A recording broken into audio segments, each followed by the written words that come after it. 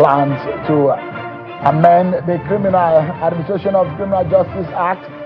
The president seeks to review the law upon which our criminal justice system rests on.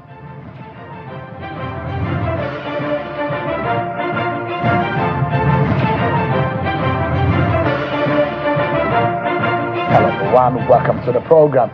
This is Politics Today, live on Channels Television.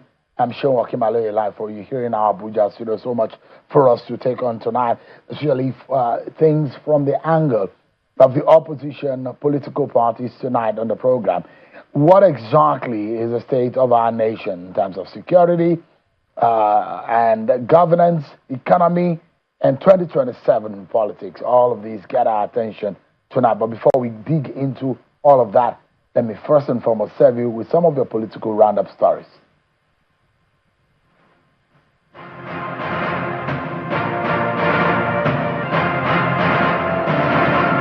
The Senate has approved a total of 403.1 billion naira for the Nigerian Police Force Trust Fund to strengthen policing and support the fight against terrorism, kidnapping, and other security challenges across the country for 2 consecutive years. The upper chamber approved 170.1 billion naira for the Police Trust Fund's 2025 fiscal year, as well as 233 billion naira for the 2026 fiscal year. The approved 2026 budget covers personal costs, capital projects, and overhead expenditures aimed at enhancing the operational capacity of the Nigerian police force. The Inspector General of Police, Mr. Olatunji Disu, has reaffirmed Nigeria's commitment to strengthening international policing cooperation to promote global peace, security, and sustainable development. Mr. Disu made the remarks while participating at the 5th United Nations Chiefs of Police Summit at the United Nations headquarters in New York. The 2-day summit, held from 7th to the 8th of July 2026, brought together ministers, inspectors general of police, chiefs of police, and senior representatives of regional and professional policing organizations from across the world. Nigeria's participation underscores the country's continued commitment to supporting global peacekeeping efforts and strengthening partnerships aimed at improving law enforcement and enhancing international security.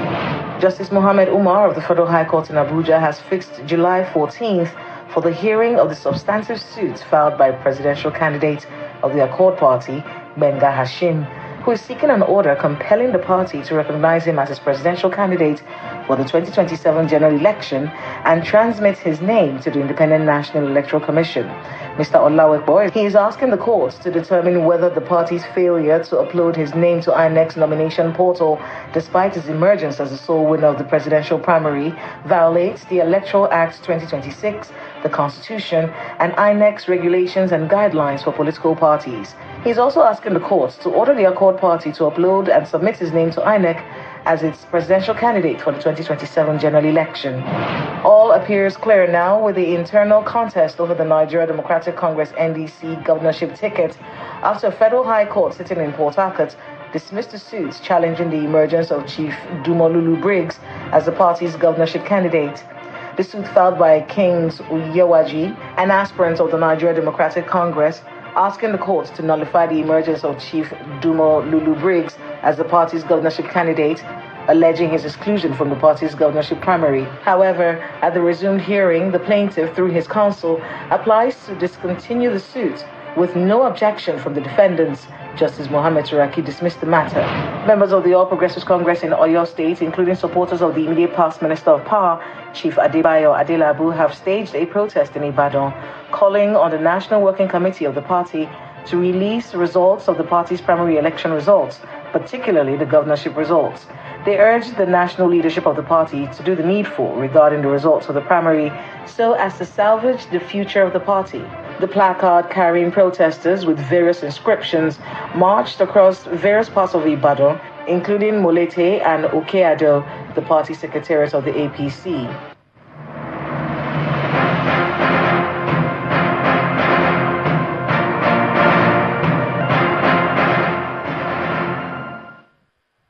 Right there you have it, your political roundup stories. Let's tell you about the plan of President Bola Tinubu, who wants to rejig the criminal laws in Nigeria. The president since indicated the decision to review the Administration of Criminal Justice Act 2015 to be reviewed as Administration of Criminal Justice Act of 2026. The president transmitted a legislative proposal to the Senate seeking to reform the country's criminal justice system through the repeal and reenactment of the ACJA, Administration of Criminal Justice Act. The proposed legislation seeks to repeal the Administration of Criminal Justice Act of 2015 and replace it with the Administration of Criminal Justice Act 2026 as part of efforts to strengthen the country's criminal justice framework. A key provision of the bill is the establishment of a Criminal Justice Monitoring Council to oversee the implementation of the law in courts within the FCT and other federal courts across the country.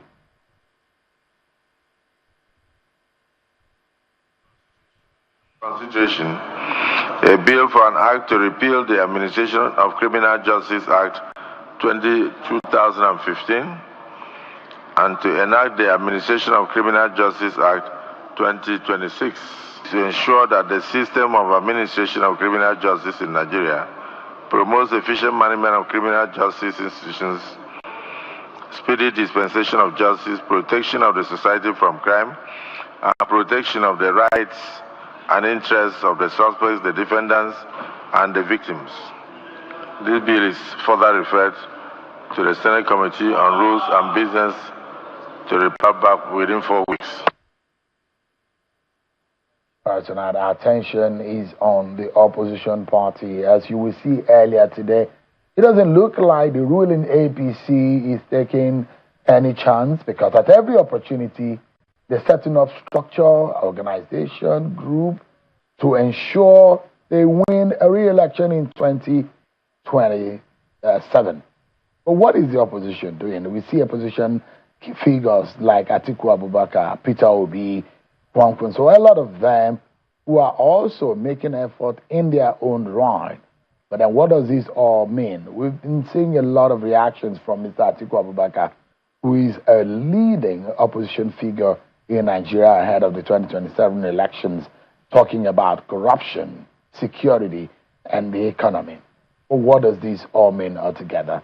Especially an ADC that is just gotten out, defeating Honorable Leke Abejide in the lawsuit on the leadership of the party. Tonight I'm being joined by Malam Bolaji Abdullahi, who is the National Publicity Secretary of the ADC. Thanks so much, Mr. Abdullahi, for joining us tonight. Thank you very much. I appreciate it. It's a pleasure to be here. Yeah, what does that mean for you? Out of the litany of court cases that you have, that of Leke Abejide seems to be a victory for the Senator David Mark-led ADC.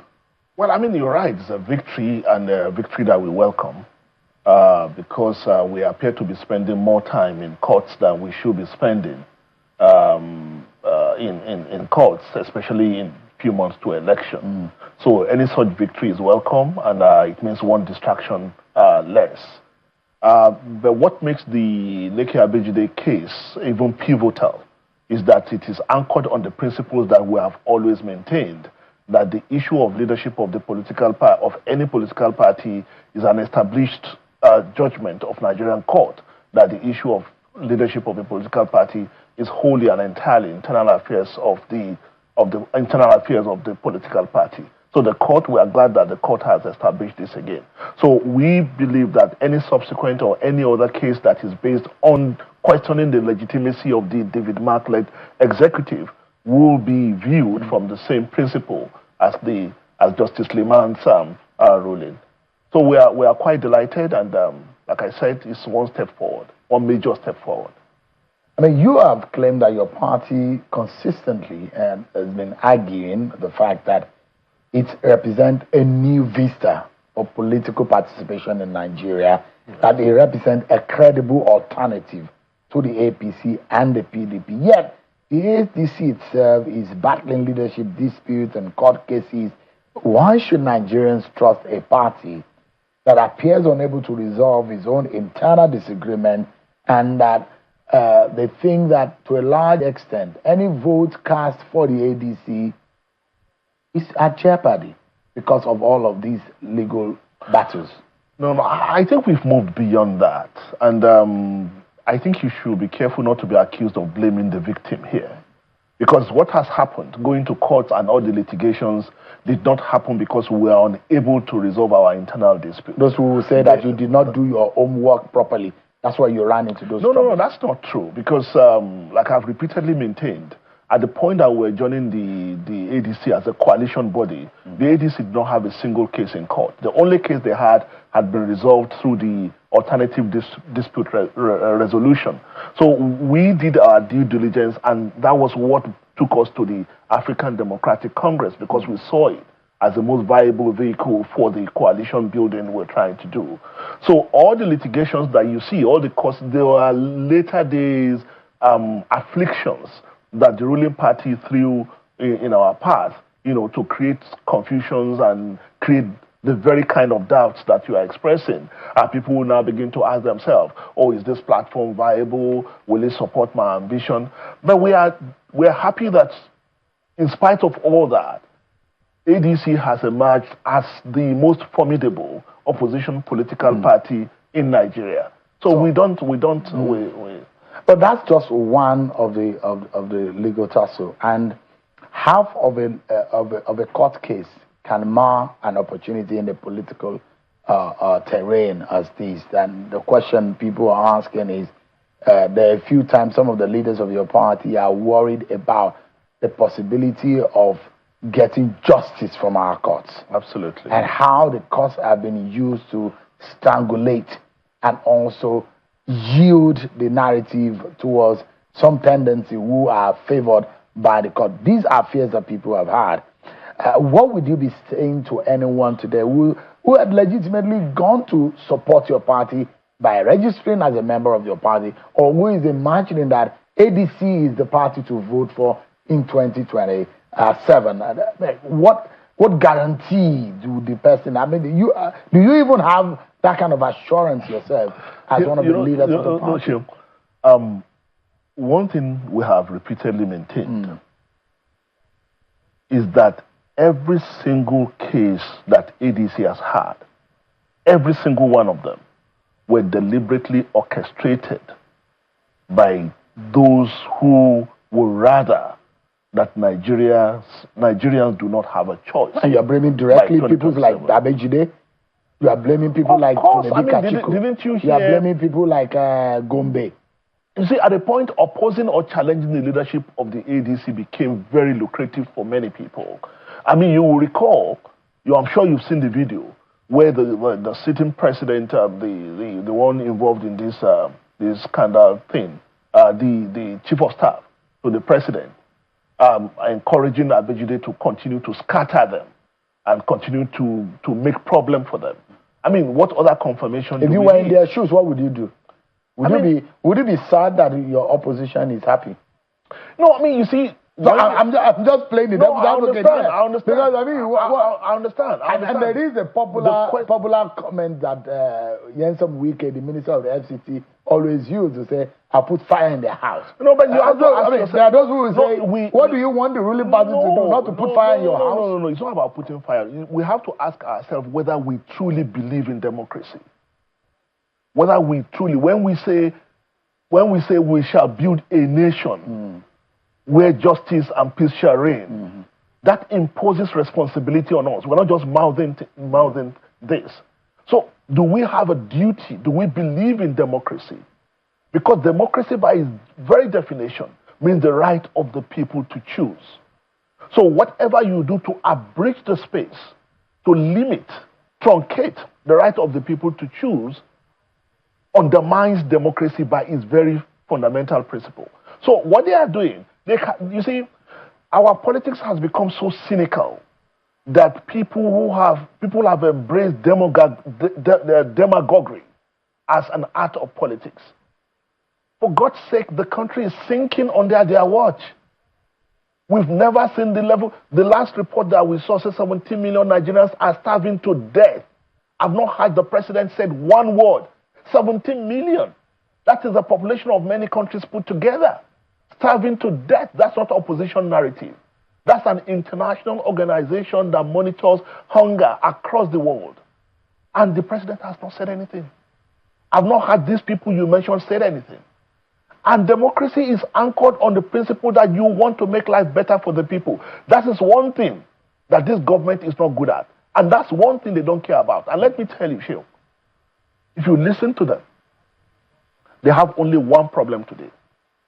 Not these kidnappings, not this insecurity, not the hunger, not the cost of living. The only problem they have, as far as they're concerned, is 2027 election.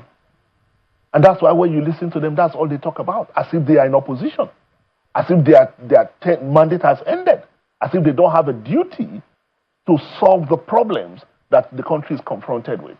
So we are not distracted. We are clear in our mind what we want to achieve. And every single person that is a member of the African Democratic Congress today is convinced that this is the only alternative that is left for Nigerians. And that's where we derive our confidence from. You probably would blame these government and the ruling party of being ruthless. And they perhaps would have learned. I mean, you were one of them before now. Well, one of who? You are one of who? You are an Ashwaju guy before. No. I was never. I was in APC. But you were in that camp. I was in APC. No, you were the Sarakis talk of the APC. Absolutely, at the time. You got it right. You helped to put together their research, their methodology, their ideology. You were one of them. You were working with the fire means of this world to do all of that. Exactly. So you were one of them. You were in their camp. I mean, only now that you say you have seen the light. I don't know No. What kind of light? No. Only now you say that you are now born again. Now let me tell you, I wasn't born. It's not about being born again. Yeah. You see, let me tell you, Shil. In 2014, 2015, when we brought the message of change, we believed it. We believed it. And anyone listening to me who was part of that process, we know that we actually worked round the clock to articulate what that change will represent in real terms. Every single thing that was promised, we planned for it. Were those real? Were those ideologies, the agenda of changing Nigeria at a time? It was anchored on three things. It was anchored on three simple things. What are those? Job creation, security, and the economy. Those were the three principles. And we did everything, including providing the budgeting. A medium-term expenditure framework was developed for each of these items. How much will it cost? Whether it's youth unemployment, at the time generally... You design a 10 million job in 10 years, 1 million job per year. Absolutely, you remember. But then what we saw was... but what happened was the moment... decline of unemployment rates soared. No, but what happened was that the economy moment... ditched. Yes, but how? Everything was going south rather than what you find is that the moment the government came on board, the first thing to be disowned was the very program that we designed as members of the political party. So that change ideology and agenda was a lie? It turned out to be phantom, because many years down the line, I mean, you see, this administration tried to distance themselves from what has happened. But there is an extension. No, but so for Tinubu has always said that is Buhari is him. No, that he cannot disown Buhari. Yeah, but I'm glad he's saying that. But the point we are making is that, you see, I read the Gerard Gowon's biography, the new one. I mean, I've read it.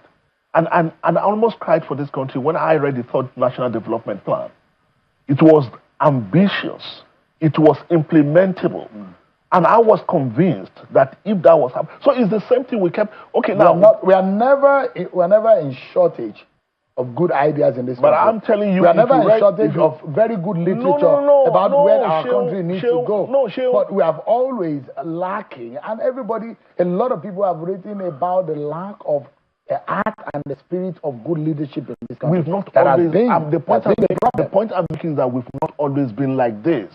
Because at the point that they were announcing, I read that book, at the point that they were announcing the third National Development Plan, they were giving account of what they did with the second National Development Plan. Whether it's a Jakuta Steel Complex, the Alaja Steel, this Badagry Sokoto Highway was conceived then. This one that this government is telling us as if they just initiated it. It was conceived back then. So you see, what I'm saying is that it has not always been like this. At what point did we derail? And they were projecting at that time that the economy will grow at the rate of 13 to 15% per annum. All the Asian tigers put together were growing at between 8 and 10%. And they say it was miracle. Nigeria was lending money to the World Bank, was lending money to the UK government. That was the kind of country we're going to have. Around the oil boom arena. Do you understand what I'm saying? Just not too far away now, from the oil boom. They said, what is it called now? A renewed hope agenda. So, invite any member of this government that's been saying renewed hope agenda. Ask them, what does it really mean? What is the substance? What is the principle? What is the framework? What is the policy framework? It is just slogan. It doesn't mean anything. They wake up and say, oh, what will grab the headlines today? And they do something. And Nigerians, because we love headlines, we don't move beyond headlines, you know. So, but the question is, what does this Renew Hope agenda mean? I mean, the last time we had something that is robust and comprehensive, we look at Vision 2020, right? So we can say, okay, by the benefit of hindsight, if Yaradua had not died, maybe he would have gone far. But that was implementable. That contained something. There was substance to it. There were pillars to it. Now, this thing they call Renewed Hope agenda, ask them, what does it mean? But, I mean, it doesn't mean anything. Isn't it ironic, though, that the crop, because Nigeria, from your own analysis, look to have been declining just around the time some of those who are in ADC now came into power. Those who have run the affairs of Nigeria. And that's the doubt that some Nigerians may be having. That yes, the ADC is identifying the loopholes, the frailties and the fault lines of the activities of this government. However, what about the past and the immediate history of our country as handled by those who now become the leaders of your ADC? How should Nigeria? Why should Nigeria believe? It's a good question you're asking. It's a good question you're asking. But one thing I want to affirm to you is that the coalition that led us to the African Democratic Congress was based on a recognition that this country is in the mess we are in today because of the kind of politics we have played over the years. And that Nigeria is not going to get out of this mess until we play a different kind of politics.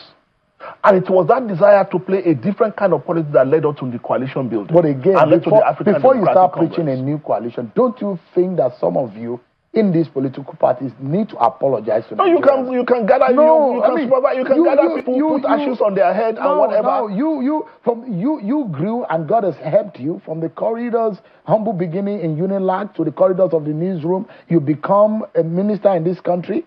And God, you have had a great, just for a moment, you cannot divert yourself from the problems of this country.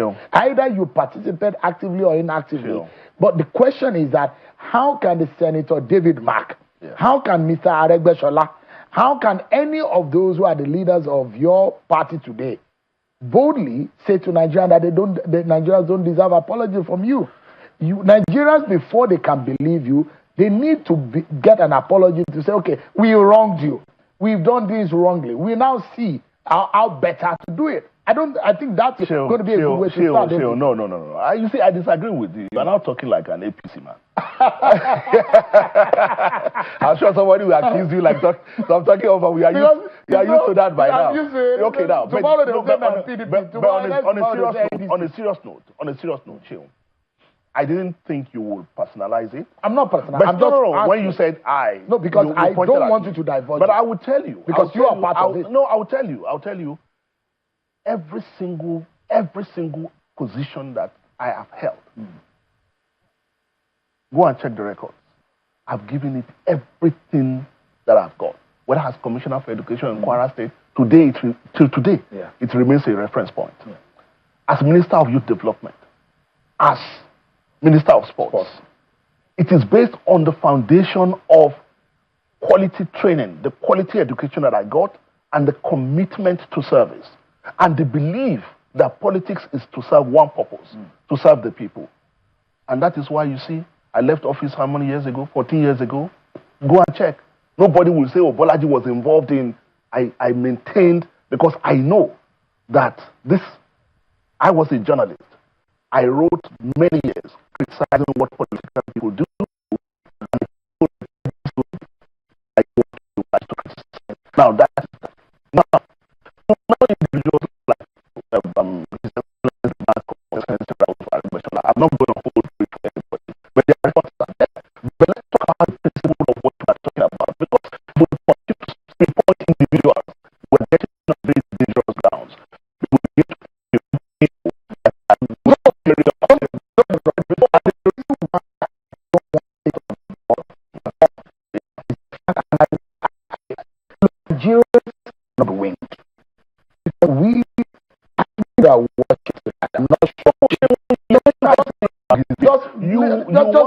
may land on the question. Yeah. It's the fact that a lot of people are watching. I'm not sure how many children are watching. A lot of adults are watching tonight.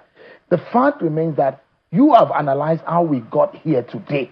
And I'm saying that some of you have realized that some things were wrong in the past. Yeah. And one way or the other, you might be a good man out of the bad bunch. And I'm saying that the group of people who have run the affairs of this country in the last 20, 30 years need to come to Nigeria, especially the younger Nigerians of today, to say there was something fundamentally wrong in the last 30 years or so in this country. We apologize, but we want to do better. That's the point. And if you don't see the point, there's a problem. No, it's not about me. If you don't see the point, there's a problem. You see, it's not about me seeing the point or not seeing the point. I don't know why you are holding me responsible for the sins of my grandfather. Because you are and your grandfather. Because you are now part of it. No, but the point I'm making is this. Okay, mea culpa. Yeah. Right? Mea culpa. But the point is this. The problem that confronts us today as a people can only be solved if we embrace a new way of thinking. If you want people to apologize, they will apologize to you. We can go and include people who have died and exhume their grave and ask them and try them in absentia. Right? So people can look back and say, where do you draw the line? And say, everybody that has come before now, they are all guilty of destroying Nigeria. Oh, fine. But how does that solve the problem they are facing? They say he who comes to equity must come with clean hands. Because this government has to defend whatever they are doing. And the failings of this government, I say it every time, and I pose questions to people every day about the failings of this government and whether or not whatever they said in their promise is meeting up with the performance. However, as an alternative, you also owe Nigerians to convince Nigerians. I think you are making we are better than this. And in what way? I think you are making a fundamental mistake. And that fundamental mistake, you are not asking me, sitting here, spokesman of the ADC, what are you guys going to do differently? How are you going to be different? You are not asking me that. Instead, no, you said you are the exactly. So the question I'm asking is that you were part of them. You said you are the alternative. And I'm asking, when you are saying you are the alternative, you were one of them. And I went back to say you were part of those who framed the objectives and the principles of the APC that they are still working on today.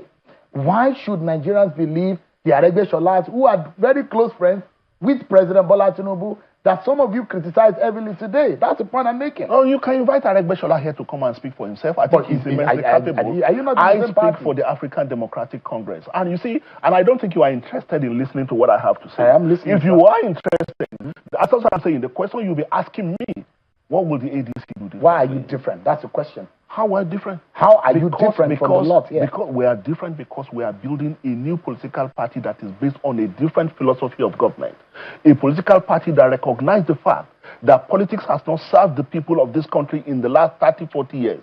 And we have to embrace a new way of thinking and a new way of politics. And that is why we have done everything that we have done, including we have the ethical principles that guide every single thing that an African Democratic Congress official will do. Secondly, we have a new constitution. So all these things, and we are the first to tell you that because of the failure of what has happened in the past, Nigerians may look back and say, oh, they are the same people. So what do we do, Sheil? What do we do? Okay, yes, we are all bad. What do we do? We import new politicians from Ghana? Or we abandon government? So what I'm saying is that it's the same politicians in Nigeria that will run politics. And it's the same politicians that will run government. And unless and until we agree that it is possible for something good to come out of politics, we can continue to be cynical and blame and say, oh, you are part of the past. Oh, the past was bad. It's either you want to do that or you want to say, we have a new opportunity in 2027. And what can we do with that opportunity? And some people are in power today. What are they doing with the mandate we give them? So, but if what you want to do is an inquest, good luck to you. But what I'm saying is that what is concerned Nigerian people today is that this country has been run to the ground. We have all been disgraced in the last 1 week with this scandal about what is the so-called phantom agency. Things that are happening today have never happened in this country before. And instead of us to begin to put this on the front burner, to begin to see how we can collectively find a solution to them, what are you doing? You are pointing fingers at people who committed crimes in 1972. Yeah, I mean, it's fine, but we have a problem to solve, and I think that's what we should focus on. That's the point I'm making. So, I'll personalize this in this way. The reason why I'm asking this question, and I'm happy that you feel offended and you feel uncomfortable. Because you, how do you know I feel uncomfortable? Because you I don't feel uncomfortable. You feel uncomfortable. No, so I don't feel uncomfortable. Let me give you the reason why. No, I don't feel uncomfortable. I just think you are asking the wrong question. No, I'm not. I'm asking questions that I've composed that I thought it was right. Because if you, as a political party, had said this government is a failure. Yeah. And one of the things that you have identified as their failure is that they abandon the original objective that has been framed for this party. Yeah. And the question is that why should Nigerians believe those who are in the ADC as the real alternative? And I'll give you a very good example, sir, and I'll personalize it. My father shouldn't have died about 19 years or 18 years that he died. Guess how he died? He got to the hospital. Mm-hmm. They were supposed to clock him. Doctors were talking to him, but they had to run, and you know General Hospital in London very well. They ran across to my younger brother worked in that same hospital at the year that I'm talking about. They ran opposite side to go and get basic things like needle, gloves, and whatever they could not provide in that hospital. Before they came back, the man died and passed for a cause of death that was unnecessary. And these are failure. People budget money for hospitals. And they steal the money. The corruption has degraded our education system, our healthcare system, our roads. They keep budgeting and budgeting and budgeting for the same set of projects. And those who have been hit and hurt by some of these policies over the years, the question they will be asking is, we've heard some of these things before. Yeah. Why now should I believe what is being said? So that's why I'm saying when I'm asking you this question, there are millions of my type who are watching tonight who is saying, I've heard this before. Yeah. Why should I believe these people? And I think that's the message you need to tell Nigerians in this electionary period or in this political period. Don't you think? The message is very clear. What you are demanding is an inquest into, and you want us to come and say, oh, we are sorry, we ruined the country, right? That's what you don't think there's an apology from the political class of this country? Those who have responsibility to apologize will apologize. I don't think I have anything to apologize for. Personally, I don't think I have anything to apologize for. And I don't think we should make this about me. The important thing I'm saying is that I'm saying what you are saying. And what I'm saying is that this country today is being run aground, and ADC represent alternative. And the question you will ask me is, so what does ADC plan to do differently? And that's what I'm insisting in. Because you are talking about Medicare. The worst thing that can happen to anybody in this country today is to fall sick. And just like you are talking about your dad, my mother suffered the same thing. Because when she was in the hospital, we were to take her to the teaching hospital, then they said the doctors are on strike. But every single regime has an opportunity to do something differently. And the government in power today is the government of APC or Bolaji Tinubu. So why are you sidetracking that? Hang on. Why are you sidetracking that? Let me answer your question. Why are you sidetracking that? Why don't you want us to talk about that? Let's talk about it. No. I'm ready. That's the reason why I invited you. Let's talk about how ADC will make the lot of Nigerians better. It appears that all you want to hear is that, oh, how are you people different? And what I want you to know, Sheo, we have the fundamental right to criticize this government without needing to offer alternative. We will offer alternative. We have alternative because we're a political party who want to win power. But as citizens, we have the right to criticize this government without offering alternative. It's our fundamental right. And that's what you don't want to accept. We have the right to say, you are messing up our country, you are destroying our country, and we are going to kick you out. Because at the end of the day, in 2027, Nigerians will decide whether their life is better under this administration or not. They are the one in power now. They don't get to behave like opposition political parties. We are opposition, we have the right to question what they do. When we come into power, you can hold us accountable for what we have promised. But today, July 9, 2027, The government in power is the government of APC under Bola Ahmed Tinubu. And if there is no drug in the hospital, we will hold them responsible. We are not going to hold Babangida responsible, as you want us to believe. If people are dying of insecurity, we will hold President Bola Ahmed Tinubu responsible. We are not going to hold Jonathan responsible. We will hold Bola Ahmed Tinubu responsible. All right. So, you probably are misconstruing my questions to you. And I still maintain the fact that there is a need to understand why your party is different from the one that is there now. But the question here is, you look at what is going on, and President Tinubu has argued that his reforms are painful but necessary, and the future Nigerians will reap the benefits. But it's sad sometimes when one look at it. For the first 2 years of this government, no opposition was talking, nobody was talking. It's the media that was doing the job, all the job, criticizing, holding them accountable. I'm happy that all of us are now seeing, almost late in the day, but it's good that everybody's eyes are open now. Is the APC prepared to acknowledge any achievement of this administration? Or how would you adjudge this government? Is it a total and outright failure? All the pains they said will be temporary. Does it make sense to you? Look, Sheil, you asked the question, what will ADC do differently? And I'm glad you are bringing this up. They said the pain that we are suffering is temporary. The mandate of this government is how many years? 4 years. 4 years. They are in what year? 3. 3 plus. This is a government that has made more money than any other government in Nigerian history. This is a government that has borrowed more money than any other government in Nigerian history.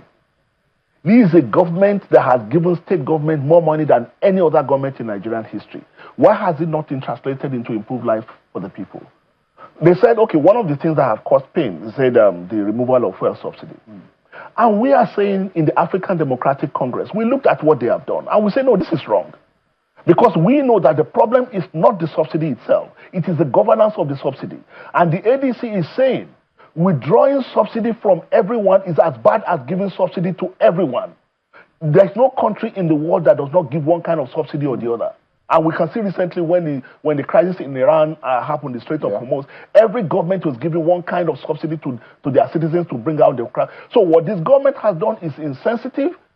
So it's a failure from the outset. It was a failure from outset because it was hasty. It was not based on any understanding. So the hopes Nigerians are having that there might be a better gainful tomorrow. You don't think that any Nigerian should gainful tomorrow? What gainful tomorrow? They said Nigerians should endure the pain that the gain is going to. Are they enduring any pain? Are they making any sacrifices? They are asking people to make. We just heard that there was 8.8. How much? 2% of the GDP. How much is it? About 8.8. About 8.8 billion extra budgetary spending. Where did that go? But they've denied it. The IMF said it. We didn't say it. It's all opposition figure. So when they say we should bear with them that there will be light at the end of the tunnel and that Nigerians suddenly will arrive at a future where the benefits, do we tell that to a mother who cannot feed her child tonight? Do we tell the people whose business have been ruined due to no fault of theirs? I was just coming from Ilorin now. I heard that people who work in the ministry in the center of the town will park their car somewhere near to the house and take Okada to work, then take Okada back and take that because they cannot afford fuel. And we say that this removal of subsidy, the manner the government has gone about it is wrong. ADC will not do it the same way because it is wrong for a man who drives SUV to buy fuel at the same price as a man who rides Okada. Will ADC reverse that policy? We will revisit the issue of subsidy. We will revisit it because we are a social democratic party. Our immediate concern is how do we ease the burden on the people. And this burden that we talk about is not made by God. It didn't happen because it was inevitable. It happens because some people made a bad mistake. Look, they made a calamitous mistake and they are not willing to admit that they made a mistake. Instead, they are digging in. Yeah, Mr. Abdullahi, you saw that the APC, in fact, today launched the door-to-door campaign for President Bola Tinubu. Yeah. They seem to be very serious and active every day. Why do they look more serious than even the opposition people? Because they don't understand that their mandate is to govern. They think it's about politics. And because they have all the resources in the world. Right? They can do whatever they want. And I listen to some of them, they say, oh, you guys can do whatever you like. Can't you see the arrogance, the impunity? We say people are hungry. Businesses are closing. And Madam told us what? Our mommy, go and fry akara. Go and do kuli kuli. Businesses are shutting down. People are losing jobs. And the response is, you see, the arrogance is what is unbelievable. And I told you earlier, I said this government does not believe that they have any other problem. The kidnappers in Oyo State today I read they are threatening to kill people in custody. This is 55th day. And I listened to the Minister of FCT on Wiki saying something very, very callous. He said, if Sheyi Makinde did not call the president, then what do you do as the president? 55 Nigerian children are being held in captivity for over 50 days. Can you imagine Donald Trump saying because the governor of Massachusetts did not call me, then it doesn't matter whether the Americans are kidnapped? How arrogant and insensitive can these people be? And that's why I ask them, you see, leadership and governance comes is based on compassion and empathy. And that is one thing these people don't have. Give me a moment, sir. I need to go on a break. When we return, a figure and a notable figure within the APC has said it is not the time of Atiku Abubakar, who is the presidential candidate of the ADC. And they said they have no way, no path to victory in the coming 2027 election. I'll be asking Mr. Bolaji Abdullahi the state of governance in Nigeria and the 2027 elections after this break, everyone.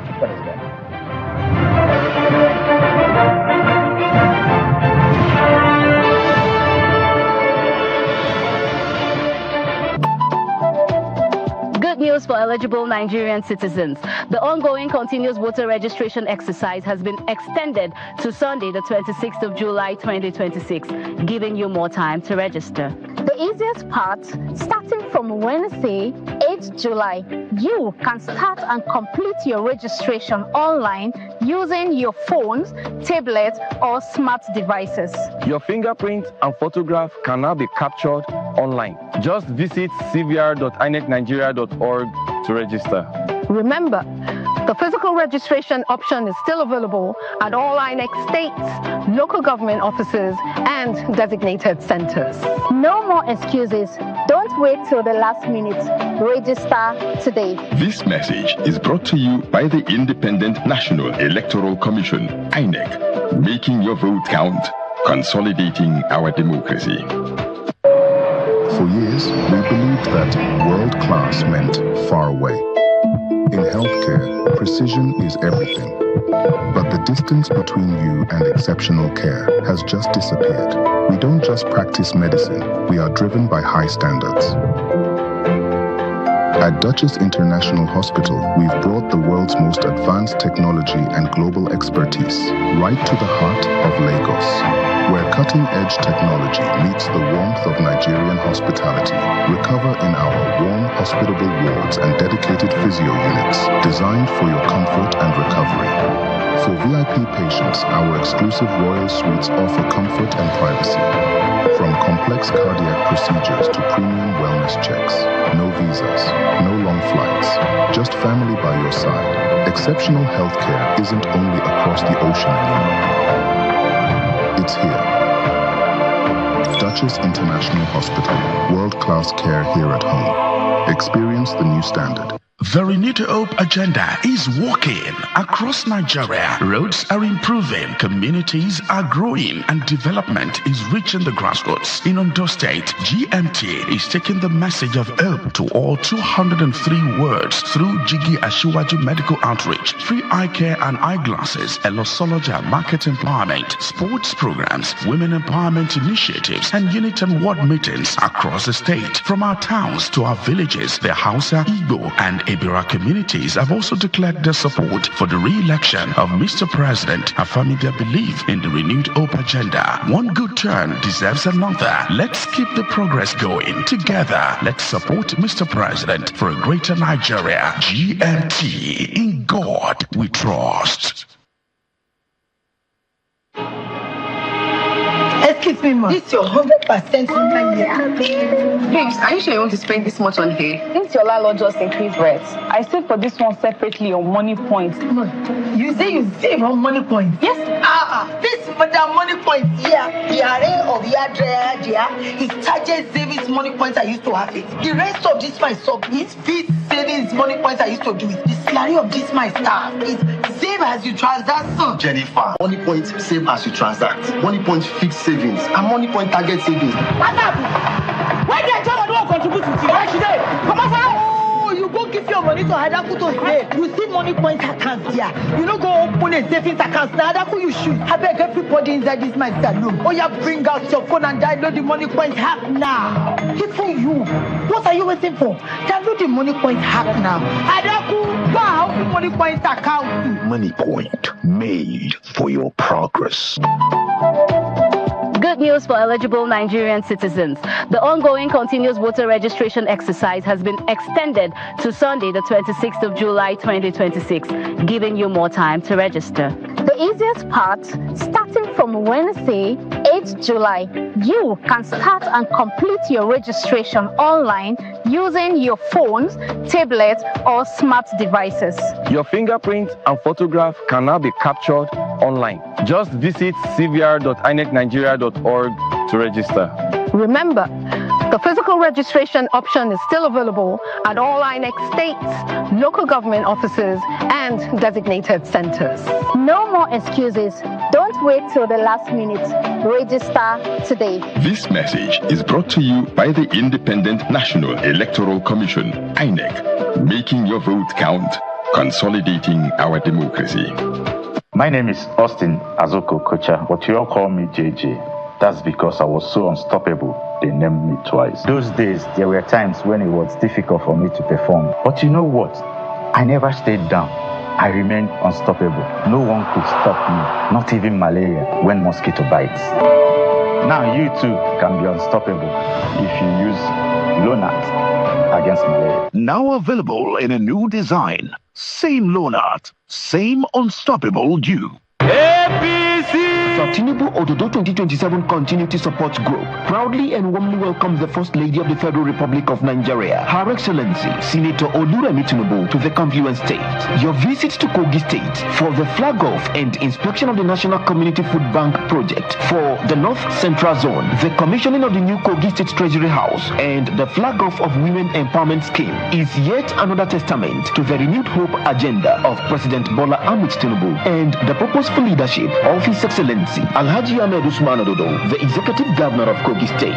These people-centered initiatives reaffirms the commitment of both administrations to empowering communities and building a more prosperous Nigeria. The Tinubu Ododo 2027 Continuity Support Group once again welcomes our dear First Lady to Kogi State and wishes you a successful and memorable visit. Signed, Honorable Mukadam Asiwaju Asiru Idris, Founder, Tinubu Ododo 2027 Continuity Support Group.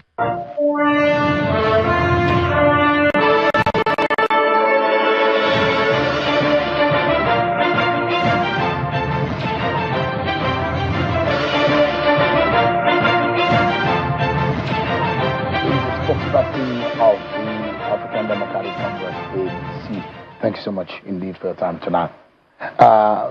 Give us an idea of your party's position. On one hand, you're talking about El-Rufai and his continued detention, and the wife had also equally spoken from detention. About his continued detention, and on the other hand, your party has strongly criticized the saga involving an alleged fake federal agency. It does look like your party has a lot of bones to crack against this government and a lot of grounds against this government.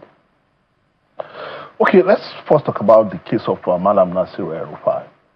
And like I said, let me establish the principle that ADC is not opposed to anybody who has legitimate case to answer from being prosecuted.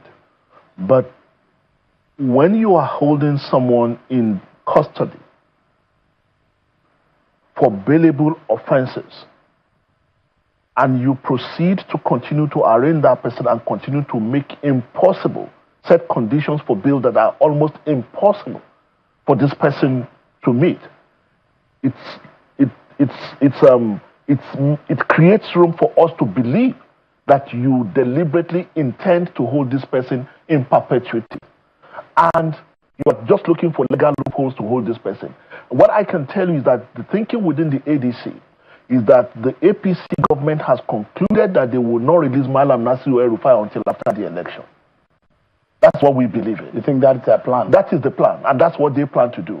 Because they know they have... What end? Because they know, they know that with Malam Nasiru El-Rufai free, the opposition is stronger. And they know that if they release him, he is going to remind them of certain things that they would rather forget. So that is why they want to hold him in perpetuity. And I'm telling you that we in the opposition believe that they are doing everything to make sure that Malam Nasiru El-Rufai remains in custody until after the election. Now, having said that, this person has medical condition. You may not intend it. But if you don't allow this person to be, if you don't allow Malam Nasiru El-Rufai to receive the requisite medical help that he needed, because he was in the hospital, National Hospital, according to the report we got from the family, he was at the National Hospital a few days ago, and the hospital advised that he should be kept under watch because his health was failing. But what happened? The ICPC arrested the doctor. They say he was faking ill health. He was abusing the health condition, and the wife said she was assaulted. Now they've taken him back in custody. And when we say, and we have said it, and Alhaji Atiku Abubakar, our presidential candidate, has said it, if anything happens to Malam Nasiru El-Rufai in detention, President Bola Tinubu will be held personally responsible because the buck stops on his table. And we say that there is a political prisoner in Nigeria today, and his name is Malam Nasiru El-Rufai, because we don't think that this is not just answering to some of the questions they're asking about how he ran the affairs of Kaduna State when he was governor. I mean, those are questions. How many people are running around today, running for even contesting election? Why they are being questioned about their tenure? We know a couple of them. I don't want to mention names. I mean, we had a senator in this APC senator saying that a current APC senator saying that, once you join APC, your sins are forgiven. So what we are saying is that the reason Malam Nasiru El-Rufai is held in custody today is not because of anything that happened in Kaduna, it's because he's a leader of the opposition in Nigeria. Because we have evidence in the number of people who have similar questions to answer, but they are walking around free for as long as they stand and sing on your mandate, we should stand. Now, the second point of the question you asked me about this so-called phantom. What we are saying is that we are glad that the president acknowledged that there needed to be, there is a need for further investigation. But what we are saying is that you cannot be a judge in your own case. Nemo judice in causa sua. That is the philosophy. That you cannot be a judge in your own case. And it is based on the principle that justice should not only be done, but be seen to be done. So when you hand over an investigation of something, a scandal, that involves your government, your presidency, into an agency of government, then people don't think you are serious. People don't think you are really looking for an answer. They think that you are just trying to absolve yourself. And that's why we say it is wrong, and only an independent panel of inquiry will do. Anything short of that, they're just doing drama. Thank you so much, Mr. Bolaji Abdullahi. We're totally out of time. Thanks so much indeed for your time tonight. Thank you, my pleasure. We'd like to let you know that the president today met with some service chiefs, and the outcome of that meeting was not disclosed, as we saw some of the service chiefs leave the presidential villa. Another person who visited the president today is a Borno federal lawmaker, Senator Ali Modu Sheriff.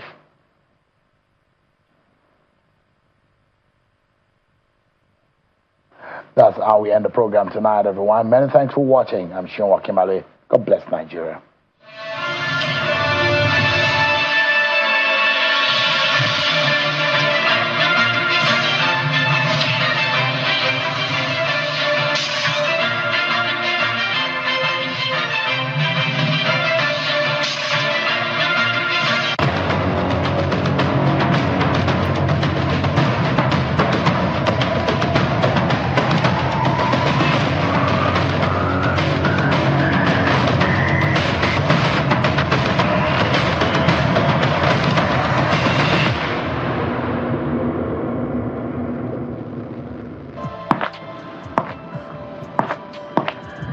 The Constitution of the Federal Republic of Nigeria opens with 5 words that carry the full weight of democratic self-governance.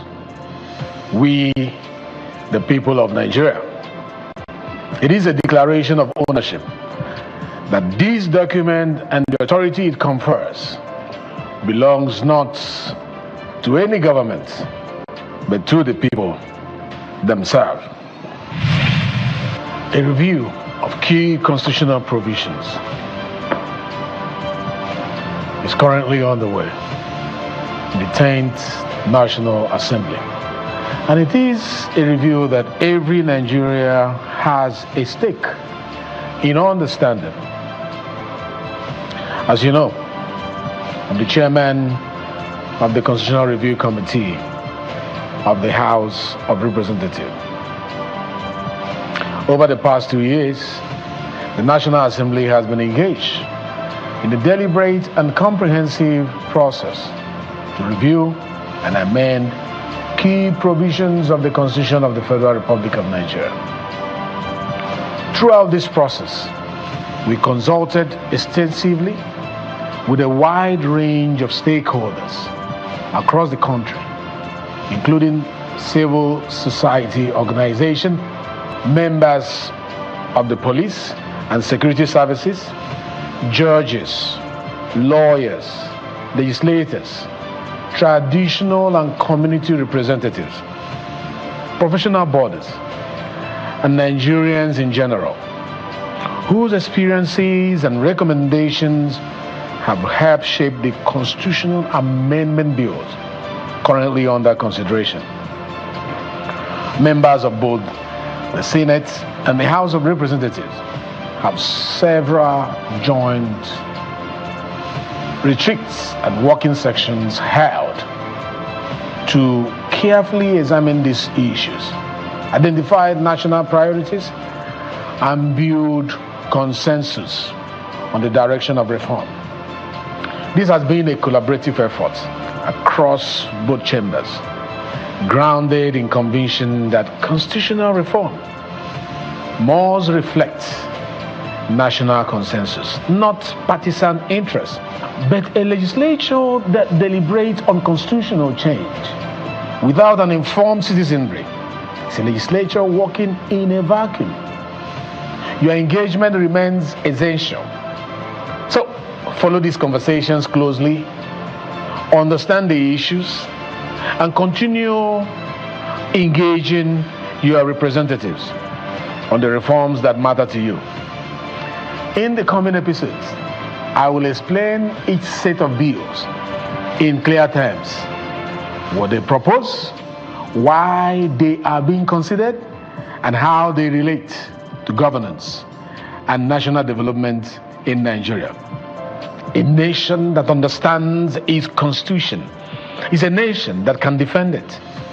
A citizenry that is informed is a citizenry that can not be deceived. And a democracy whose people are engaged is a democracy that endures and progresses. Fellow Nigerians, constitutional literacy is not an academic exercise. It is the bedrock of national development.